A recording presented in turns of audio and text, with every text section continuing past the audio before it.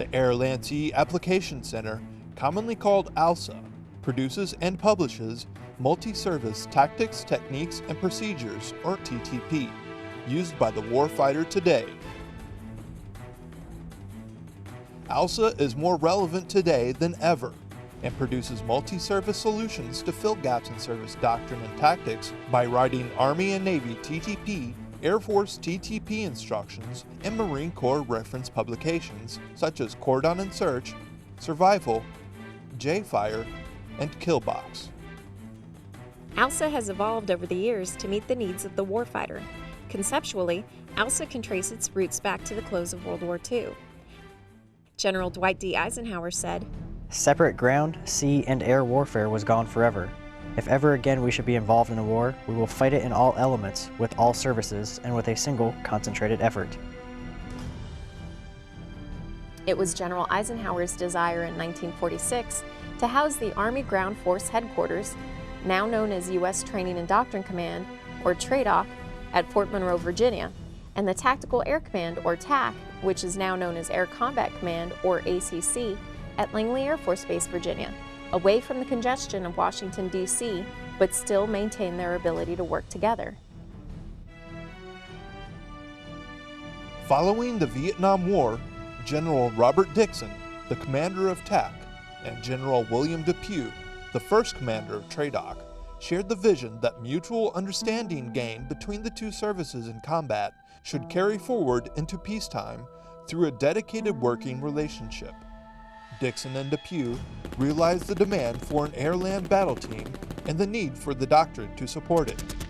Based on General Depew and General Dixon's initiative, General Creighton Abrams, Army Chief of Staff, and General George Brown, Air Force Chief of Staff, developed a set of standard operating principles to establish a general officer relationship between TRADOC and TAC that produced tactical level doctrine for the warfighter. This relationship resulted in the establishment of a Joint Action Steering Committee, or JASC. As a result of their decision, the Air Land Forces Application Agency, ALPHA, was established in 1975 by TAC and TRADOC. As the years passed, ALPHA began working on more interoperability issues in tactics and doctrine between all the services. Building on lessons learned from Desert Storm, Navy and Marine officers were added, and ALPHA changed its name to the Air Land Sea Application Center, or ALSA, in 1992. Today, ALSA's governing body is a Joint Action Steering Committee composed of general and flag officers representing each of the service doctrine centers, with non-voting members from the Joint Staff and Special Operations Command. They provide service-focused guidance and oversight of the activities. The majority of the work accomplished by ALSA is the development of multi-service tactics, techniques, and procedures for the field. The ALSA publications are your service manuals that you, the warfighter, the subject matter experts, or SMEs, help write. Each publication is verified and validated by the services as filling a necessary tactical level void in the doctrine framework. We can only develop publications with crucial input from you, the subject matter experts. Many times, organizational service differences can become problems in multi-service discussions. One key to ALSA's success is the recognition that fundamental service approaches have to be set aside. Our MTTPs on tactical convoy operations provide a concrete example of this. It consolidates the service's best tactics, techniques, and procedures used in convoy operations into a single multi-service TTP. The Army and Marines handle tactical convoy operations differently, and personnel from one service need to know what to expect when traveling with the other. It provides a quick reference guide for convoy commanders operating in combat support and combat service support units. To develop TCO and other MTTPs, ALSA uses a standard 12-month developmental process that collects objective input from the service-specific SMEs, who work in joint working groups to put together the multi-service publications. This MTTP process is broken down into 5 distinct phases. During each phase, ALSA develops solutions for problems in the field through research, staff coordination, and contact visits with subject matter experts.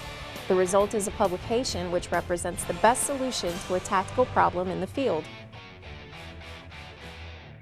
The first phase is the research on whether a project would fill a doctrinal interoperability void at the tactical level. In the project approval phase, ALSA seeks approval from its steering committee, ensuring each service gets a vote. During Phase 2, the project development phase, ALSA normally hosts 2 joint working groups, each lasting 3.5 days. During these working groups, SMEs are brought from all levels of the Department of Defense, government, and non-governmental agencies to develop working drafts. The key to success is the dedicated men and women who serve as SMEs from each service. These experts provide innovative solutions to joint warfighting interoperability shortfalls. Their field experience and technical knowledge provide the basis for all ALSA projects. This is where combat operators write TTP, leaving their mark on their service.